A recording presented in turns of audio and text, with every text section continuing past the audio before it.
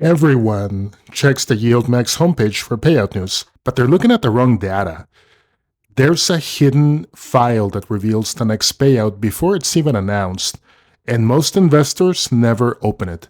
I'm going to show you that file in this video, but first, you need to see which YieldMax ETFs are actually paying you profit and which ones are just returning your capital.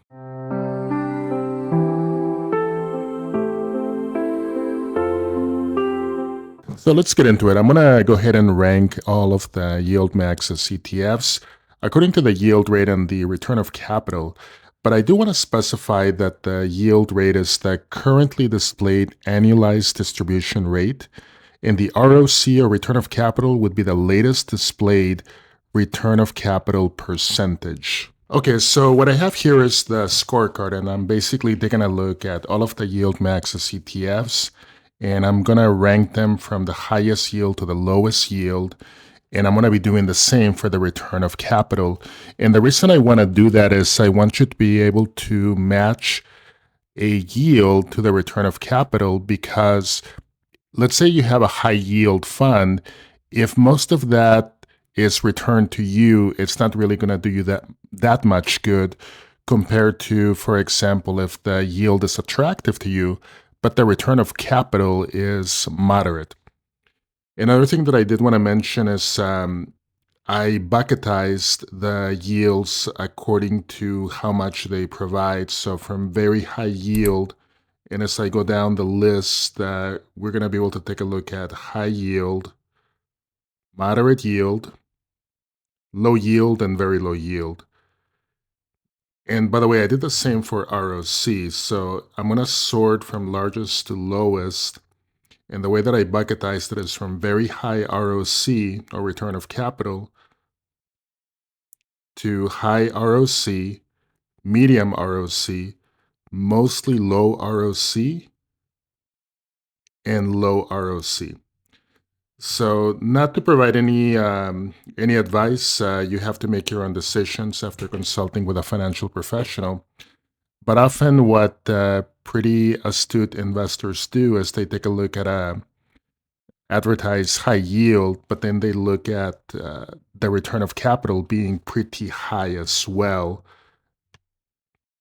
And then they decide perhaps this is not a good opportunity for them, as opposed to perhaps a yield that might be attractive to them, but the return of capital is relatively low, because then that's going to be long-term perhaps a better opportunity for you compared to having a very high ROC. What I'm going to do as well is I'm going to put a QR code for you to be able to download this for free. There's no cost for you to download it.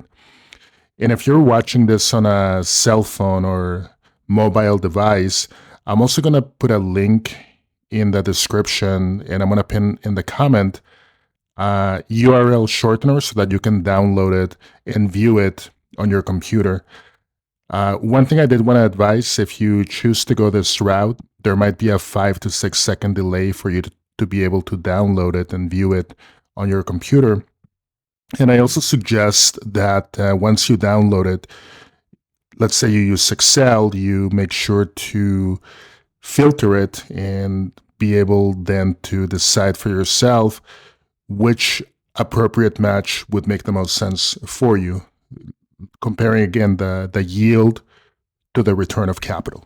So what I'm going to do now, as I promised you, I'm going to go ahead and show you the engine room so that you can see for yourself what to look for before it's even announced, and be able to determine how much of a payout you might be able to get from YieldMax.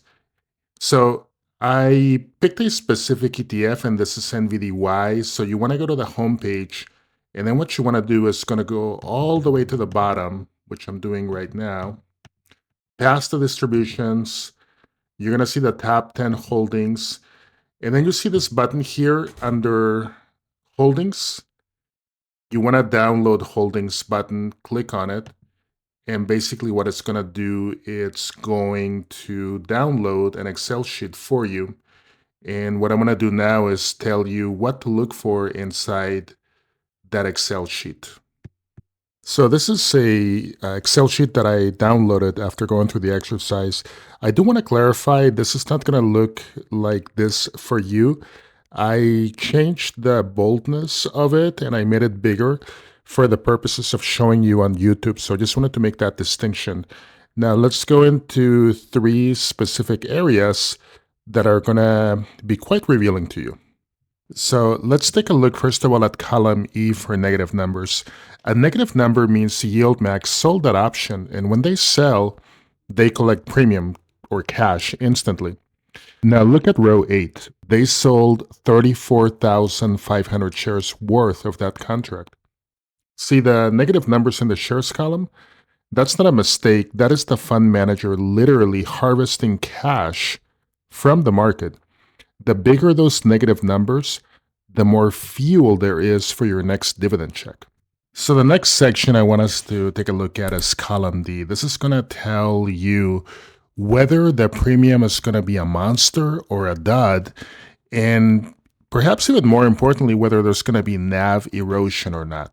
Let's take a look at an actual example from this column. So looking at row number 8 and matching with column D, you can see right there that they have a strike price of 185, and with NVIDIA at 188, more or less as of this recording, this trade is officially a dud for your NAV. Why?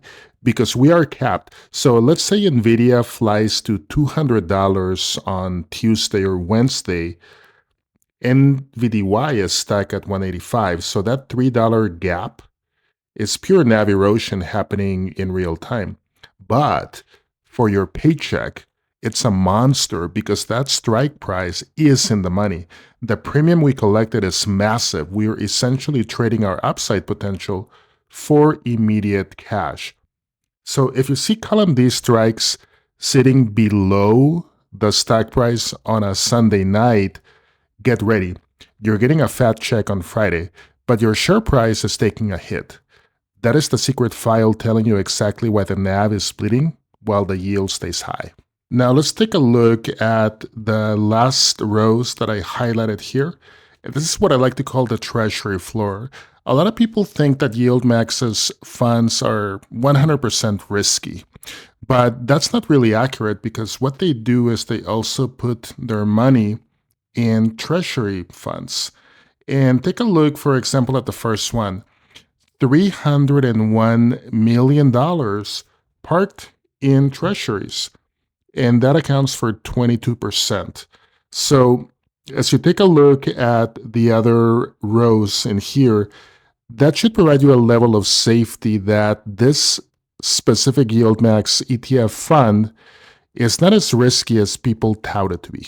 Thank you so much for watching. I hope you found some value in this episode. If you did, please hit the like and subscribe button. The sentiment of the channel is to focus on covered call ETFs. And I want to thank you once again. Hope you have a great and prosperous week. I will see you on the next episode.